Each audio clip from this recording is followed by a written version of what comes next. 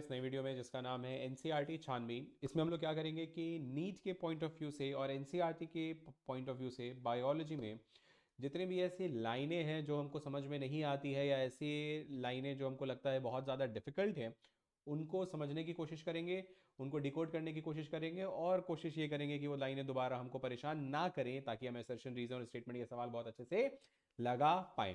आज का जो हमारा टॉपिक है, जो लाइन हम लोगों ने उठाई है, वो उठाई है मॉलिक्यूलर बेसिस ऑफ इनहेरिटेंस से, जेनेटिक कोड से। देखिए यहाँ पे जो लाइन है ये हम लोगों को बात बता रही है मार्शल नाइरनबर्ग के एक्सपेरिमेंट के बारे में, जो हमको जेनेटिक कोडॉन्स के बारे में बताती है। देखिए मार्शल नाइरनबर्ग ने सबसे पहले, मतलब एक तो यहाँ पे देखो स्टेटमेंट क्या लिखा हुआ है कि Marshall Nirenberg cell free system for protein synthesis finally help the code to be deciphered. इसका क्या मतलब होता है कि उन्होंने अपने मेथड से एक पर्दा हटा दिया कि आखिर कोडॉन्स होते कैसे हैं। अब हम लोग समझने की कोशिश करते हैं कि आखिर इन्होंने किया क्या। मार्शल नाइरनबर्ग साहब ने क्या किया, इन्होंने उठाया एक ई कोलाई और इस ई कोलाई को इन्होंने पूरा का पूरा हटा दिया। इन्होंने सारे के सारे बेसिकली वॉल्स हटा दिए, मेम्ब्रेन हटा दिया, पूरा का पूरा ई कोलाई नेकेड कर दिया, उसके पास कोई मेम्ब्रेन नहीं बची। और इन्होंने सिर्फ और सिर्फ उन सब्सटेंसेस को लिया जो कि न्यूक्लिक एसिड सिंथेसिस या प्रोटीन सिंथेसिस में मदद करते हैं। यानी कि इस ई कोलाई को पूरा का पूरा तोड़ने के बाद इन्होंने सिर्फ टीआरएनएस को कंसीडर किया, रखा, सिर्फ और सिर्फ इन्होंने अमीनो एसिड को रखा और उससे रिलेटेड एंजाइम को रखे। इसके बाद भी वो पूरा का पूरा सिस्टम यानी पूरा सेंट्रल डोग्मेटिक प्रोसेस वर्क कर रहा था। हम लोगों को बहुत पहले से ये बात पता है कि डीएनए से आरएनए बनता है और आरएनए से प्रोटीन बनता है।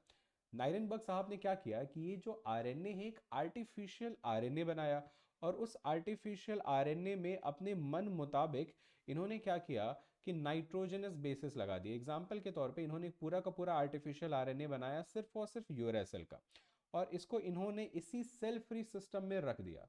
रखने के बाद क्या हम लोगों ने देखा कि जैसे एक यूरेसिल का इन्होंने नाइट्रोजनस सीक्वेंस बनाया है, एक आर्टिफिशियल आरएनए बनाया, बनाने के बाद देखा कि इनको अमीनो एसिड मिलना चालू हुआ, अमीनो एसिड की चेन मिलना चालू हुई जो कि थी फेनाइल एलेनीन की। किसकी? फेनाइल एलेनीन की। देखो यहाँ नीचे बना भी हुआ है, यू यू यू क्या कोड करता है? फेनाइल एलेनीन को।